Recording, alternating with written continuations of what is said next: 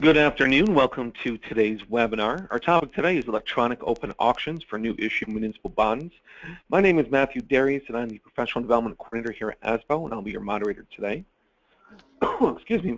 Before we start our presentation, I'd like to tell you about how you can participate and ask questions today. On your GoToWebinar control panel, which is typically located on the right-hand side of your screen, there are going to be two different windows. One's called Chat, and one's called Questions. The easiest and best way to ask any sort of question is to use the question window. Simply type your question in there. That'll notify me and tell me what your question is. I'll then get that answered for you by our presenters.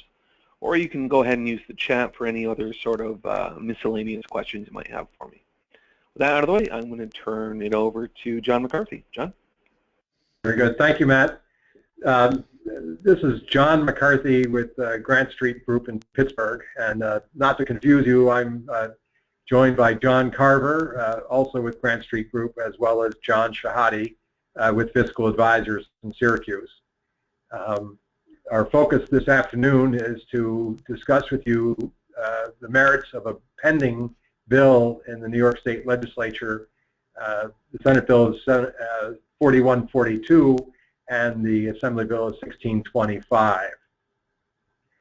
A little history here that I think would be helpful for those on the line to kind of understand the progression of the law in New York State. Up until 2009, New York State municipal issuers were not permitted to conduct electronic auctions for new issue municipal bonds. And after several years of negotiating and plotting, Westchester County was able to get legislation passed in 2009 that allowed them the ability in a pilot program to run auctions for a 4-year window. 2009 to 2013.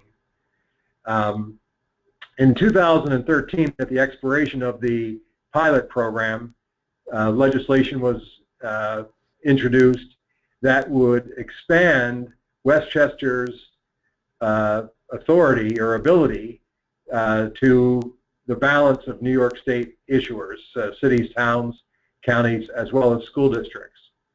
But the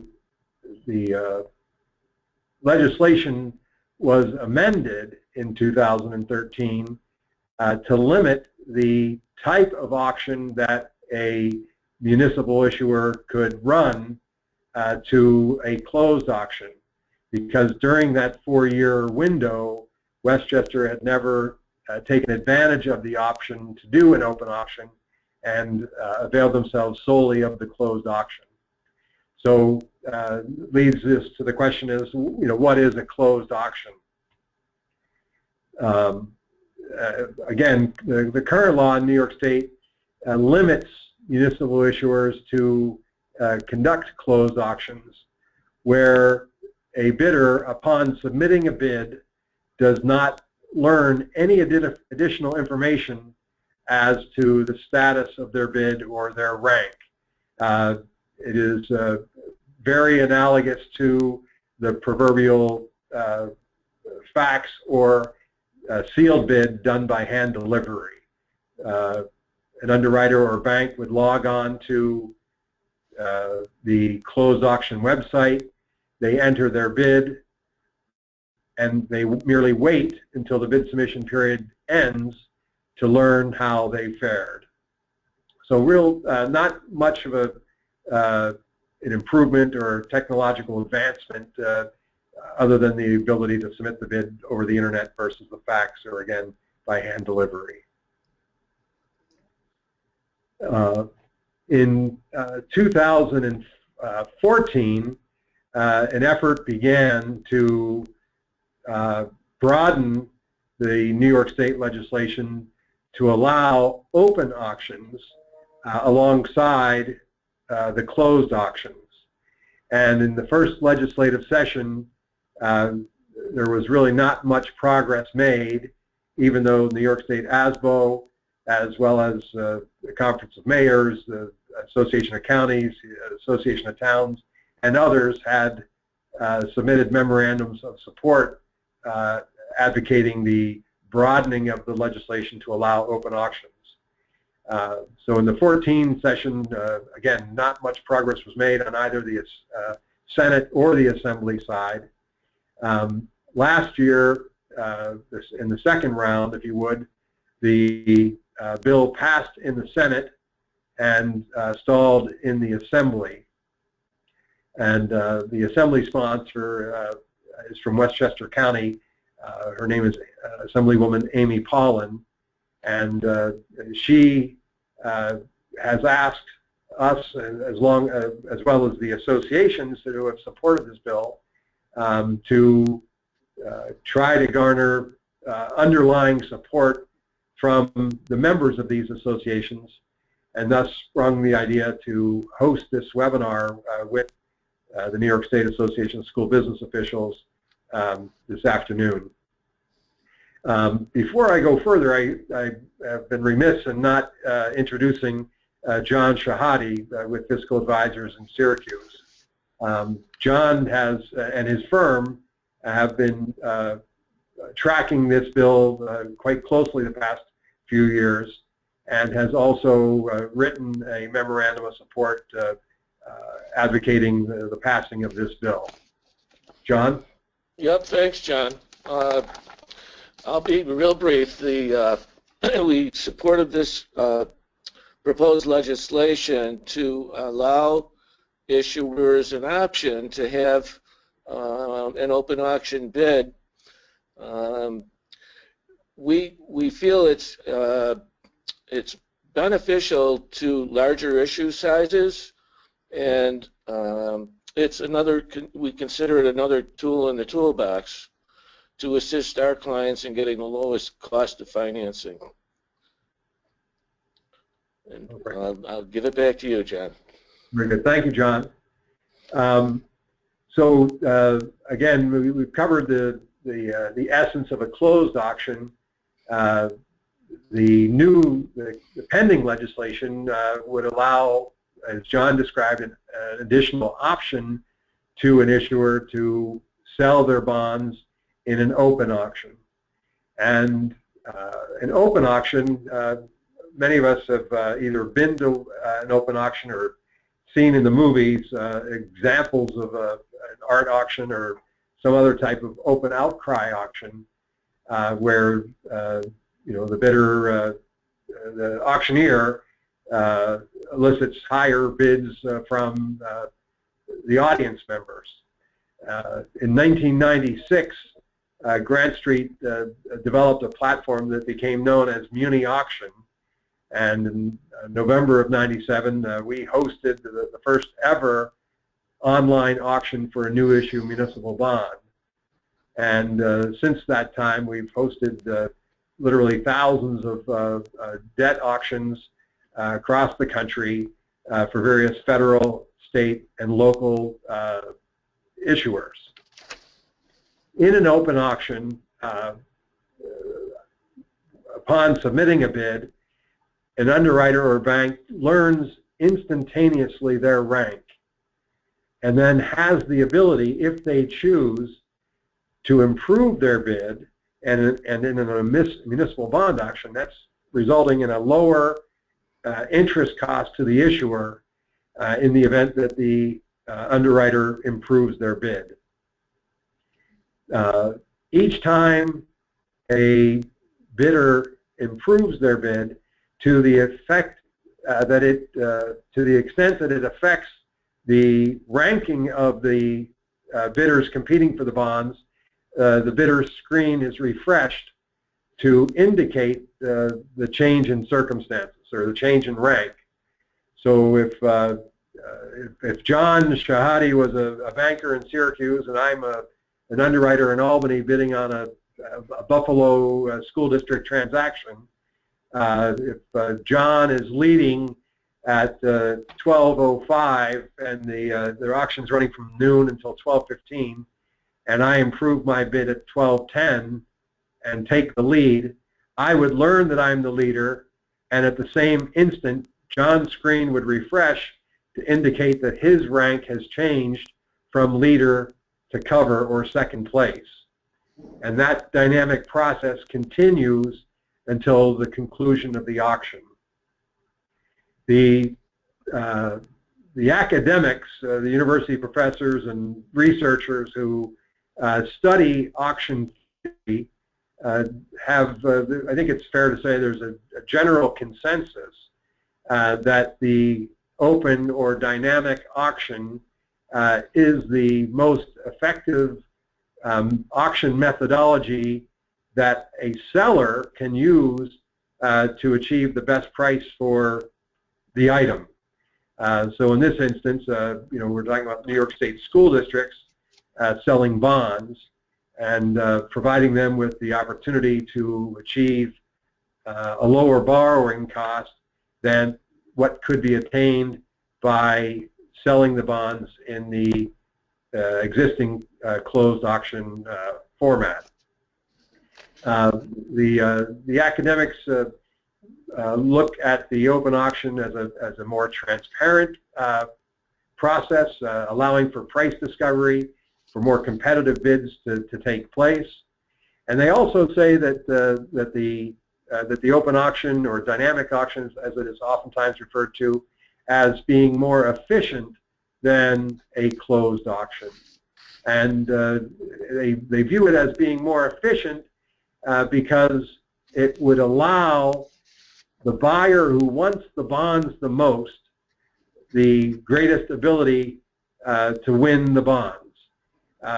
Think about it for a moment. If you're in a closed auction, you may think that 3% is the level that you need to be to win the bonds. You have the orders, and you're looking to be very aggressive in bidding for and to win the bonds.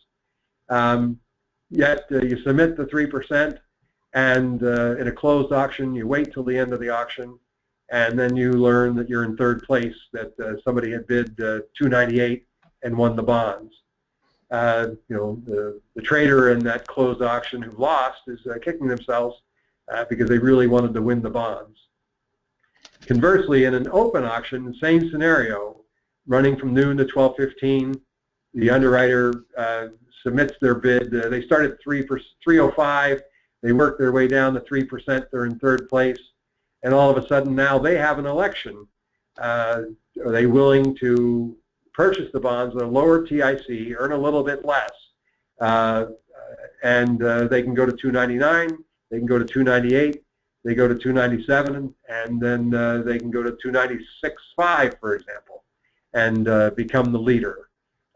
So thus providing from you as the seller of the bonds a more efficient platform to allow that firm who wants the bonds the most to win them.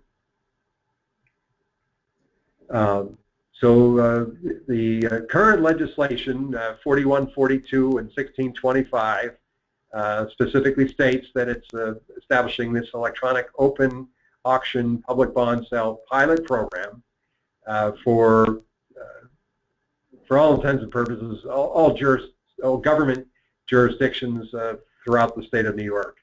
And this is also going to be a pilot program for 3 years.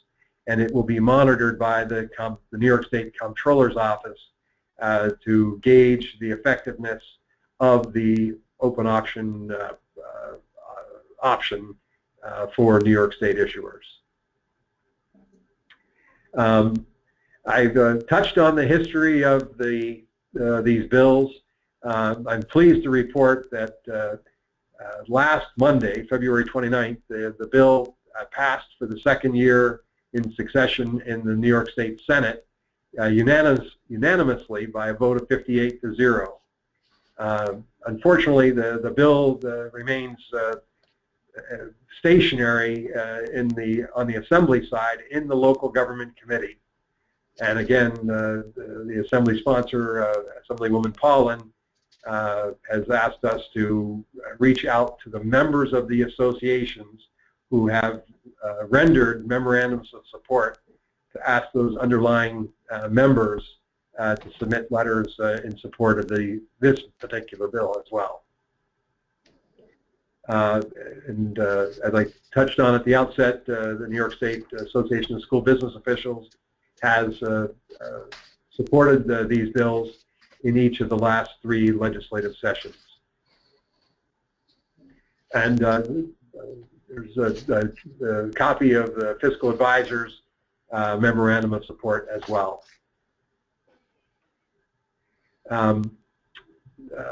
We're going to take a minute here to look at a replay of a recently completed school district transaction to give you a better understanding of the effect of these bills in practice. This contact information is here for your benefit in the event you would like to contact someone following this demonstration to express your school district's support for these bills. The first transaction we're going to look at is for the County of Middlesex schools and college bonds in New Jersey.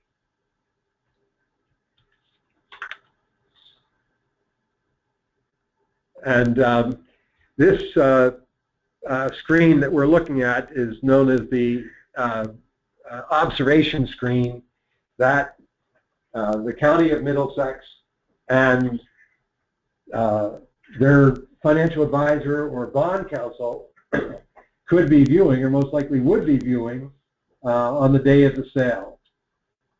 This transaction took place on May 20th of last year, and I should point out that the area at the top, the rectangular gray box, are the replay controls, which our programmers added after the fact to allow Middlesex and us today the ability to review this transaction in an expedited manner. Just below the gray rectangular box, beginning with the words auction date, type, start, that's what the issuer was viewing in real time last May 20th. So looking at this banner left to right, top to bottom, you have the auction date and the type. AON is an acronym for all or none. This auction was scheduled to start at 11 o'clock and conclude at 11:15. This first frame, one of 46, depicts what the screen looked like 1 second into the auction, at 11 o'clock and 1 second, as the status of the auction has converted from pending to in progress. And at the conclusion of the auction, the status would convert to over.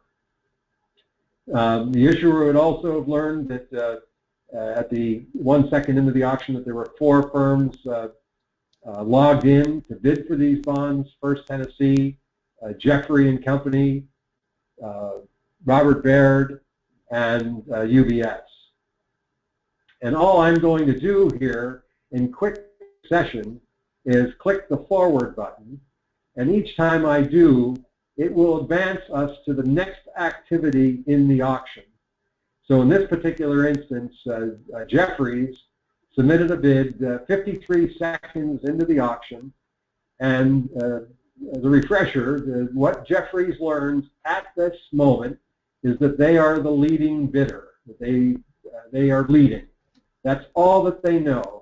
They don't know they're leading 1 of 1 or leading 1 of 10 firms. Their screen indicates just the fact that they have submitted the leading bid. Then about 31 seconds later, UBS comes in with their first bid with a TIC of 304. Likewise, UBS would learn now that they are in second place, or the cover bid. It would not have affected any information presented on the Jeffries screen. Jeffries would have remained the leader. UBS would have learned they're in second place. Then, less than a minute later, UBS improved their bid to 288. And at that moment in time, they learned they are the new leader, as Jeffries' screen would have refreshed to indicate they are now the cover bid. Jeffries then begins to improve their bid 2 basis points, to 294, to 293, to 292, to 290. their spread gets narrower. Now they're down to 289, 288, and then they take the lead at 287 and change at 11:08:41. Less than 7 minutes remaining in the auction, and UBS's screen would have refreshed to indicate they are now the cover bid. Then UBS improves their bid and then takes the lead. Then First Tennessee comes in with their first bid at 10:09:46, learning that they are in third place. First Tennessee then improves their bid, continuing to improve in an effort to improve their rank from third to something higher, as Jeffrey then improves their bid once, twice, 3 times. Then the fourth bidder in the auction, Jenny Montgomery Scott, comes in with their first bid at 11:11:44 with a TIC of 296 and change, followed by Hutchinson Shockey with their first bid, way out of the money with a TIC of 353 and change. But Hutchinson would have learned merely that they're in 5th place. As Janney then improves their bid to 3rd, as Jeffries improves their bid, moving from 2nd to 1st. We're now at 11:12:20. As Hutchinson improves their bid for the first time, Janney improves their bid for the second. Then Janney leapfrogs UBS and Jeffries at 11:12:44 with a TIC of 282 and change with a resulting rank of leader. First Tennessee then improves, as does UBS.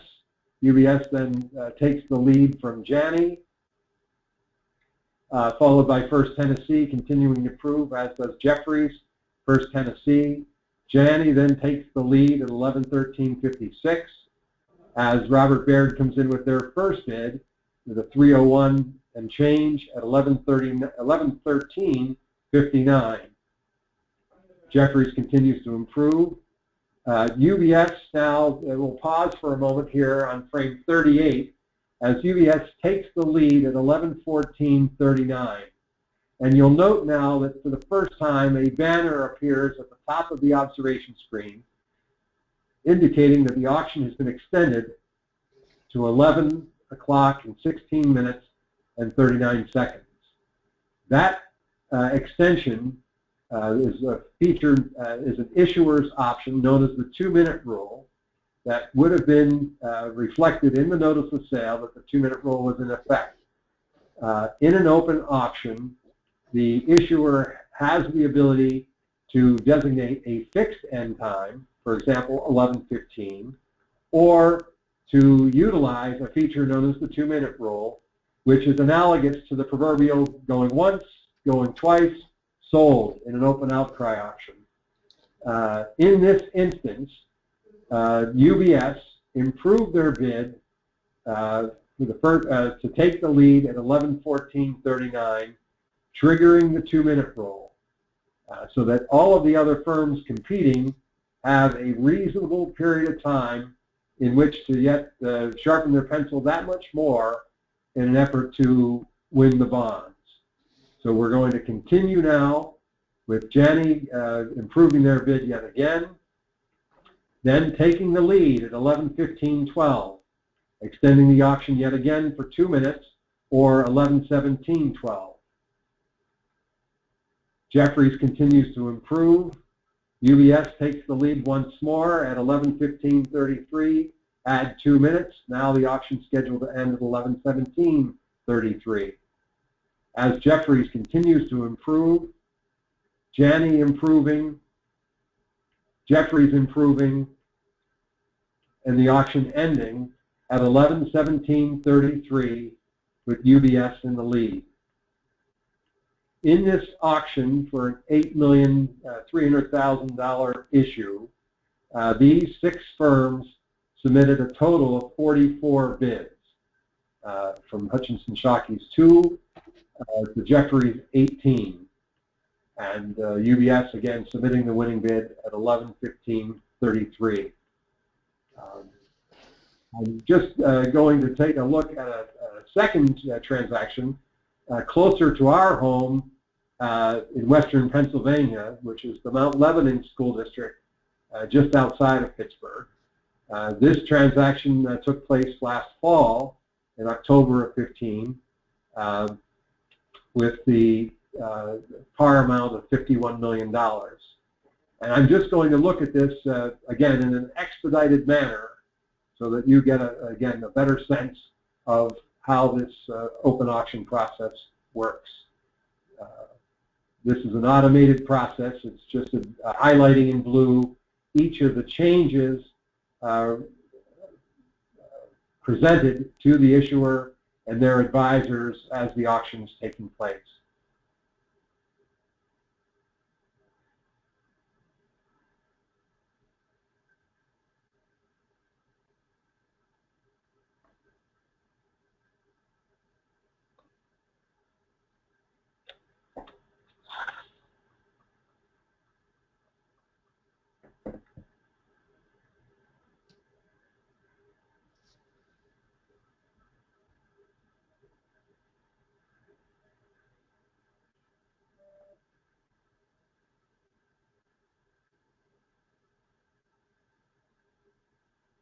You see once again that the 2-minute rule was triggered,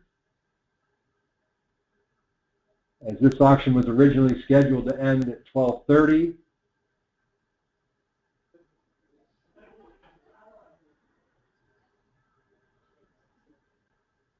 And Mount Lebanon has attracted 9 bidders to this auction versus Middlesex County Schools in New Jersey, I believe, had 6. As Mesro submitted the last leading bid of $252 and change at 12:33:05.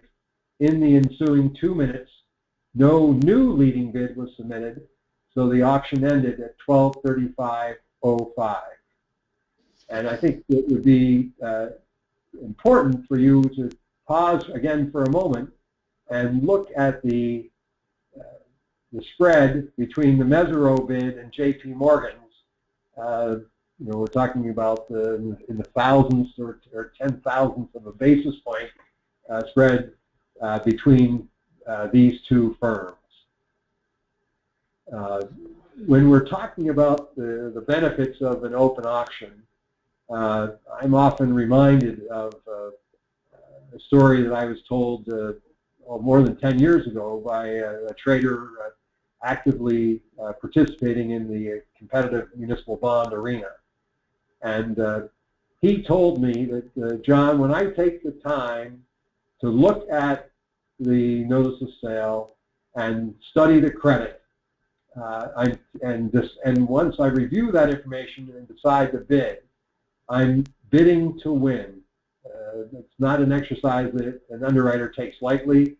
They're going to only take the time if they feel they have competitive offers and have a chance to win the deal.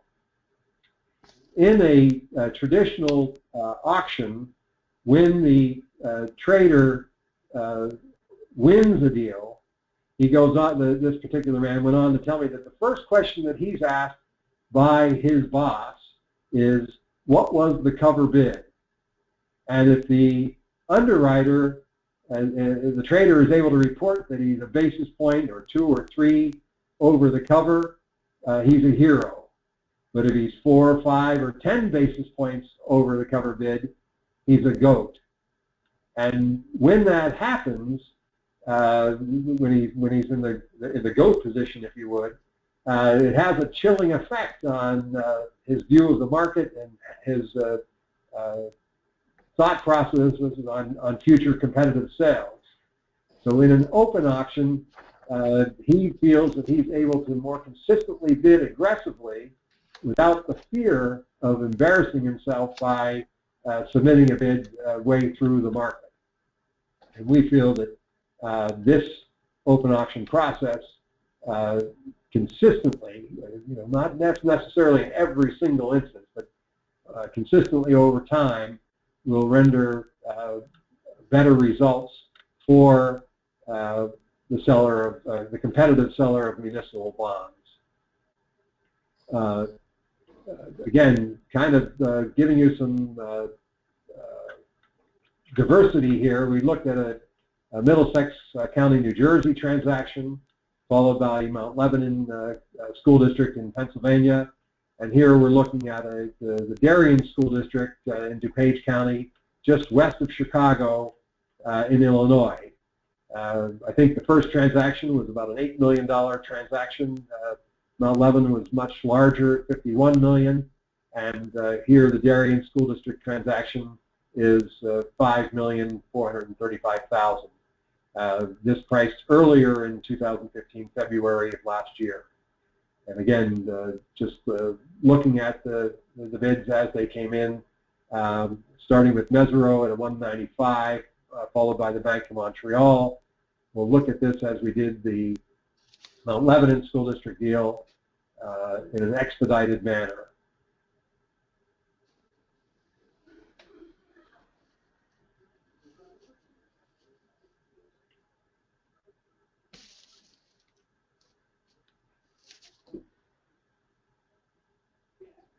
This auction is scheduled to end at 11 o'clock.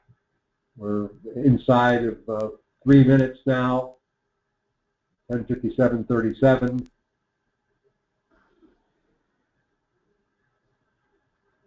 And the 2-minute rule is triggered.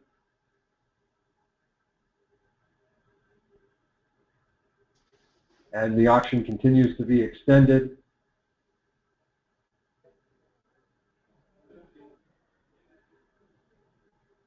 As Raymond James, Key Bank, William Blair are all jockeying at the top. First Tennessee.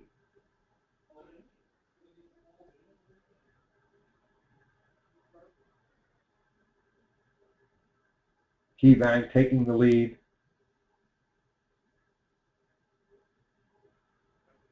And winning the bonds with a TIC of 181 and change, with a bid submitted 1106.24. And quite a dynamic auction for a $5 million issue, again for a school district in DuPage County, just west of Chicago. 11 bidders submitted a total of 65 bids. You can see here they're tallied in this column here. And we had the Bank of Montreal. Is that Oppenheimer, John? Who's BOS? Bank of Oklahoma. Bank of Oklahoma, Northland, Robert Baird, Fifth Third, Janney Montgomery, Mesero, William Blair, Raymond James, First Tennessee, and Key Bank. And again, look at the spreads, certainly among those top 4 bidders, from a 182.8 to a 181.8, so a basis point, or less than a basis point, separating the top 4 bidders on this $5 million sale. The last example that we have here is, again, with the geography diversification in mind, is a school district in Wisconsin. I'm not familiar with where Waunakee is, but $10 million sale. Running just this past January 16th. And again, we'll use this 1-minute time frame to review this transaction that was originally scheduled to run from 10:45 to 11 o'clock. There were 5 bidders logged on. Once again, Bank of Oklahoma, with Janney Montgomery, Piper Jaffray, Raymond James, and R.W. Baird logged on here in the early minutes of the auction. The first bid is going to come in at 10:53:02, which was the Bank of Oklahoma. Again, they learn instantaneously that they are leading. Raymond James follows. As Bank of Oklahoma improves, Janney then improves themselves, taking the lead. Bank of Oklahoma comes right back. Piper improving, taking the lead. Robert Baird with their first bid.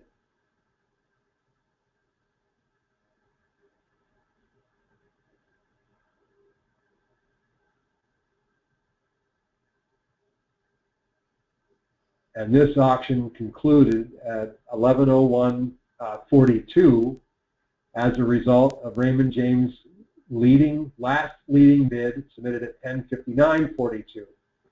In the following 2 minutes, Piper Jaffray, Bank of Oklahoma, Wells Fargo, and First Tennessee all were improving their bids, but it requires a new leading bid to extend the auction yet again. So in this instance, the auction concluded at 11:01:42, 2 minutes after Raymond James submits their bid.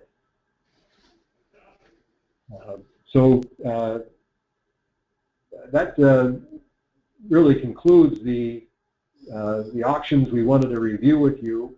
But there was again, the thought process was to drive home to you the benefits of the open auction, the increased competition that this format provides, that results in lower borrowing costs for an issuer of municipal debt.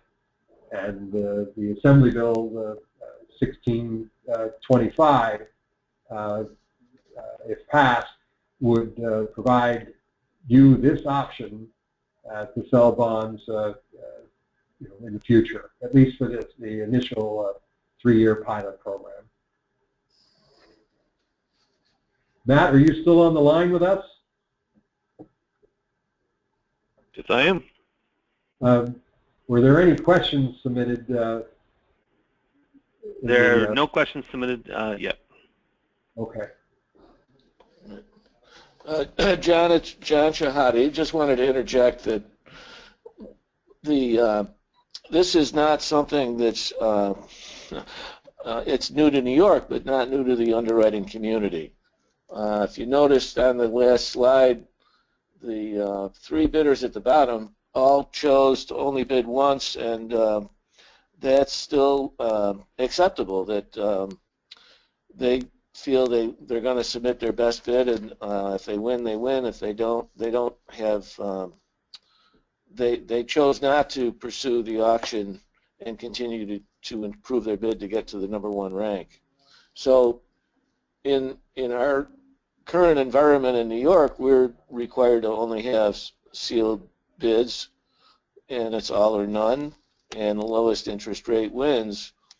And each underwriter or bank that chooses to bid can still submit their best and only bid if that's what they choose to do, but others can still continue to prove on their bids to gain that #1 rank. Right. And, Jonathan, a good point that you raised. Last week I was visiting a financial advisor in New Mexico. And I think we hosted something in the neighborhood of 15 to 20 open auctions for their firm last year.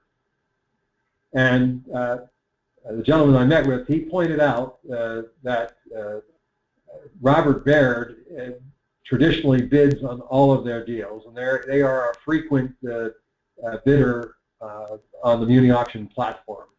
But they have a great tendency to submit only one bid in most, if not all, of the open auctions that we host. And this financial advisor in New Mexico thought it was quite interesting that Robert Baird has a much lower success rate on the competitive transactions that he's bidding on in New Mexico in an open auction than they do with other transactions that they host in a closed auction format. And I had not thought of that before, nor had I heard it before, but I thought it was interesting that he noted that they have, again, whether he shared a percentage of wins on the closed auction side, I can't recall, but that they certainly do win some of the time in the closed auctions, but they had not won a single transaction in New Mexico that they were involved with last year in the open auction format. But you're absolutely right, John. It's the underwriter's choice And we've seen in the first 3 demonstrations, in this particular instance, First Tennessee and Wells Fargo only put 1 bid in each. But in earlier transactions, First Tennessee for sure, here in this transaction in Illinois, they submitted 9 bids. Yet in the transaction we just looked at in Wisconsin, they submitted 1. Right.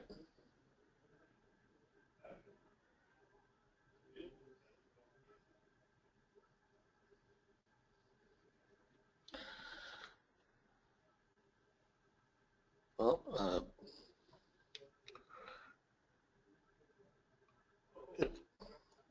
if there's no further questions at this time, Matt, how do we conclude this? Well, we're just going to ask for questions one more time, and then if there is nothing, we're going to say thanks and let you guys go. Sure. So if anyone has questions at this time, feel free to type them in, and we'll get them answered for you. Thank you very much. Mary, how do I get back to the screen? One thing I just wish to thank you all for participating, and if there are questions, you can submit them through Matt. If you'd like to call John Shehadi or me, please feel free. Our contact information is reflected here. And again, we appreciate your time and interest in this important fiscal option that's currently pending in the New York State legislature.